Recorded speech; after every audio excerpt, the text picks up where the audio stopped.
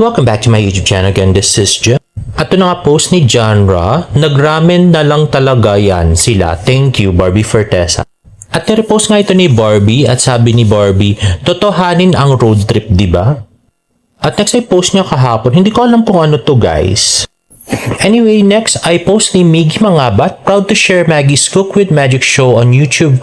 Organically hits 1 million views per episode, a testament to being the go-to kitchen partner of young cooks. So here's a sneak peek of our next episode. Tara, let's cook with Magic. Guys, ready na ba kayo to bond with me and David sa Maggie Kitchen? I know, right? Nakaka-excite! Today we'll be cooking two easy and budget-friendly dishes na pwede niyong ihanda for your family. This is Cook with Magic! So, this is where the magic happens. And I just love being a part of Maggie family dahil ang dami ko talagang natututunan pagdating sa pagluluto. Yes, at swak talaga yung tips and tricks na nakuha natin, especially para sa mga kagaya natin na busy at limitado lang ang oras sa pagluluto. Pero gusto pa rin ng masarap at nutritious na home-cooked meals. True! And today, we will be cooking with Maggie's Culinary Development Chef, Chef Eric! Hi, Chef! Nice to see you again! Ayun na nga, so mukhang hindi iniwanan ng Maggie ang Barda at sponsor pa rin nila ang Barda or sponsor pa rin sila ng Barda. At next naman ay post ni David Licaco sa kanyang TikTok. Let's watch this. Ayun na nga, ang cute na si David na parang nasa condo niya. At yun, AI link boost, ultra clear camera system. Oh, napaka-cute. At yan. So mukhang wala siyang tsinelas, no? At yan. So gamit niya ang kanyang tablet ngayon.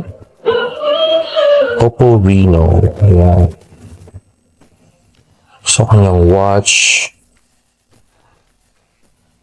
At yan na nga ang kanyang Oppo video ni David Licaco. At next naman ay post ni Marlon Aris Garin sa isang sweet scene ng Barda. Isa na namang fake kiss, guys. Pero actually, mas gusto ko naman panoorin to kaysa yung kissing scene ni Sanya tsaka ni David sa kanilang pelikula. No? Pero sana naman maging real pa rin para nakakilig. Pero hayaan mo na. Wala tayong may gagawa kung magreklamo tayo kay Barbie. At next ay post ng Netflix Philippines, Guard si Saito, pakihuli. Gigil na ako sa kanya. And that's point of view Delis Trillo in his villain era. Let's watch this. Ayan na nga. So, ang cute na si Alden Richards ay inagawan ni Dennis ng chocolate. At yun, pati aqua flash ni Barbie Fortesa ay kanyang ininuman. At ngayon naman, ang mini fan ni David ay inagaw. Sobrang laki. At yan, meron namang neck pillow si Sanya na inagaw din. At pati sipit sa buhok. At lastly, si Ashley, si Madre Manuela, Sister Manuela, ayan, inagawa ng cellphone ni Dennis Trillo. At ayan, ang evil laugh niya. At next naman ay ang grabing pag-iyak ni Mikoy Morales kagabi. Grabe, naaawang-awa talaga ako sa kanya. Tsaka feel ko yung sakit nararamdaman niya doon sa scene kagabi. Let's watch this. Sir, wag, sir!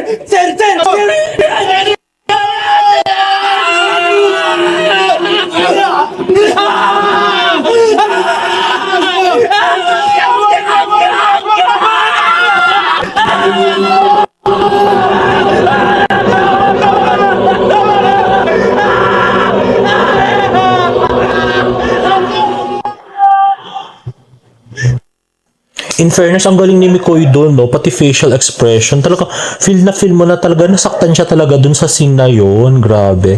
Pang best actor nga to. I so love it. Grabe. Nakakagigil talaga si Dennis Trillo tsaka si Akio. Ay, nako. Sarap pagsasaksakin.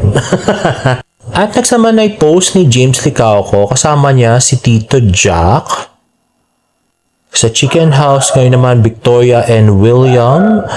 At Le Fisher Hotel Bacolod. Ay, nasa Bacolod siya. Ayun na nga, cake. At Kalea. At maayong adlaw. Hi Bacolod, sabi ni James. Ayan, 19th Street. At ito ay Sharon's The Original Kansi House. Ay, ang sarap nung bulalo ba yun?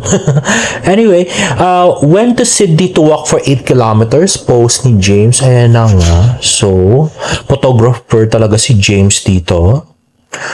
And usually kasama niya yung kanyang digicam. O DSLR, sorry. Si Jean. And more pictures. At ito, take notice, be cautious. Ayan na nga, more pictures of the very cute. Ayan, zoom natin yung kagupuhan at kakitan ni James Licauco. Ayan na nga, ang likod. And more, ang labo nito.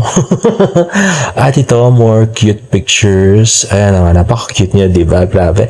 And there you have it, guys. If you like this video, please give it a thumbs up and please subscribe to my YouTube channel for more about updates. See you in my next vlog. Bye!